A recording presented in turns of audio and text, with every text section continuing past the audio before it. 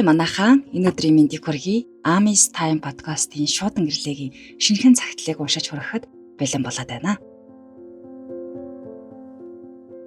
Миний хүү зоригтой, ирээдүйдээ итгэлтэй, эрүүл их амьдраарай. Аав нь хүүтэй хайртай шүү. Миний хүү мундаг шүү. Ааваас нь. Сайн байцгаана уу та бүхэндээ энэ өчийн мэндийг хүргэн мэдчлээ.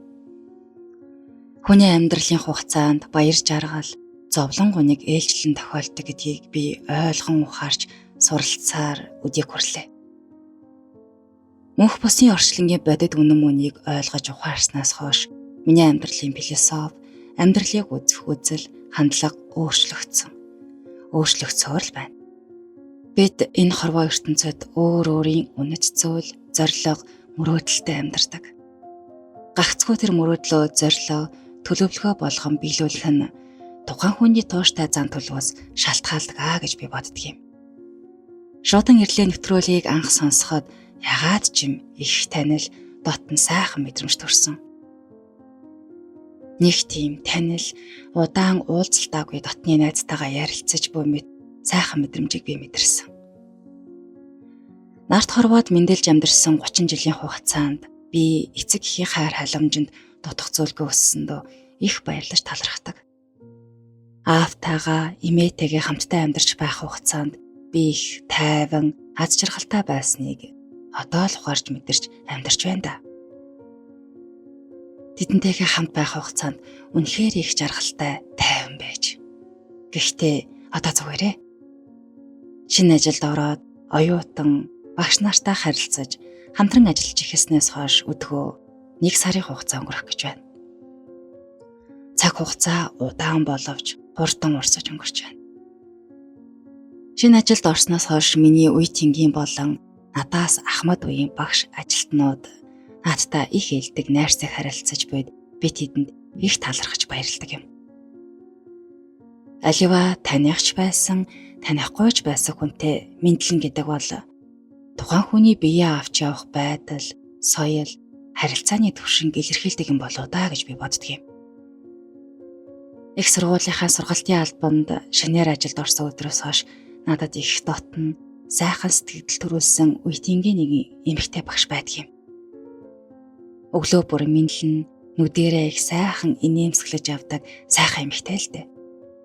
Гэхдээ тэр багш эмэгтэй гэр бүлтэй, үр хүүхэдтэй гэдгийг нь би мэдсэн.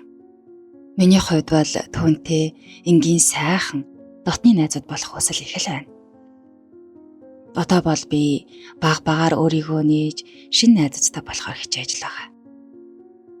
Би бол цөөн тооны харилцдаг найзуудтай. Хаяа нэг тэдэнтэйгээ уулзаж ярилцсан их зөв нөхөрлөхийг хичээд юм. Найз гэдэг бол хүний амьдралын зовлон гунигтай, аз жаргалтай бүхэл үед багч болов сэтгэлийн дэм өгдөг хүнийг хэлдэг гэж би боддог.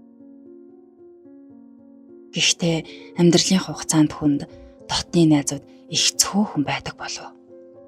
Яг миний бодол буруу ч байж болно. Харин ирээдүйдээ урт хугацаанд ажиллах ажлын хувьд бол би тэр ажлаа олчихсон. Одоо бол оюутнуудтайгаа их зөв харилцаанд, зөв шаардлага тавьдаг, хариуцлагатай багш болох зорилгыг өмнөө тавиад хичээж байгаа. Хүмүүс ярьдаг да. Эзэн хичээвэл заяа хичээн гэдэг их үнэн үг юм шиг байна. Хүнд бодол гэж их хүчтэй зүйл байдгийг би их сайн ойлгосон. Хүн өөрт тохиолдсон зовлон гонигтай хит автаж, өөрийгөө умартаад, амьдралын зорилгогүй болж өөрийгөө бусдаас тусгаарлах нь хорт зуршилтай болох их буруу алхам юм байна гэж бодож тунгааж байгаа. Бодолтой хит автан, уйтгар гунигтай эзэмдүүлэхийн хор уршгийг би маш сайн ойлгож ухаарсан. Хүний амьдрал үргэлжилсээр л байдаг. Ирэх намрын хичээлийн жилээс их сургуулийнхаа үндсэн багшаар ажиллах сайхан боломж гарсанд маш их талархууштай. Дээрээс нь эрдмийн зэрэг ахиулж, докторийн хөтөлбөрт суралцах, эрүүл мэндэд анхаарч, амьдралын зөв хөвшилтэй болох, дотны найз нөхөдтэй болж цагийг үр бүтээлтэй өнгөрөөх, бас гадаадын аль нэг улс оронд мэрэгжил дээшлүүлж суралцах гэх мэт миний амьдралыг олон сайхан боломжууд хүлээж байгаа гэдэгт итгэдэг. Хүн өөрөө л эрүүл их байж, оюун санаа, сэтгэл зүйн эрүүл мэндэд анхаарч, амьдралын зөв хөвшилтэй байж чадвал хүний амьдрал урт хугацаанд үргэлжлэх бүрэн боломжтой гэдгийг сайн ухаарсан да. Миний хувьд гэртээ ганцаараа удаан хугацаанд амьдарч ирсэн. Ганцаараа байхын зовлонгуйныг, аз жаргалыг их сайн мэднэ. Гэхдээ хүн хит удаан ганцаараа байхдаа зөв буруу олон нөлөөлөлд автаж болохыг ойлгосон гэхүү те. Гэхдээ л хүн өөртөө үнэнч байх нь их чухал юм байна. Магадгүй одоо амьдралын саад бэрхшээлийг туулж яваа үе тэнгийн залуучуудтай хандаж хэлэхэд хэрвээ та өөртөө үнэнч шударга байж чадвал мөрөөдлөө зориг болгон хичээвэл болохгүй бүтэхгүй зүйл байхгүй гэдгийг би мэддэг болсон шүү. Тиймээс та нар минь илүү их хичээгээрэй. Амьдралаас урам зориг, эрч хүч авах ямар нэгэн зуршилтаад л зөв эерэг бодолтой байгаарай гэж хүсье. Мэдээч хэрэг бурхнаа утсан хайртай хүмүүсээ санагалзан дурсалгүй л яахав. Гэхдээ тэд нар минь биднийг сайн сайхан амьдраасай л гэж хүсдэг юм шүү дээ. Хүн бол нийгмийн амьтан. Хүн гагцгүй нийгмийн харилцаанд орж байж л эрүүл байна гэж боддөг юм. Монголын олон сайхан залуучуудын жирийн л нэгэн төлөөлөл болсон залуу хүний хувьд өөрийн үзэл бодлоо хуваалцахыг хичээсэн юм шүү.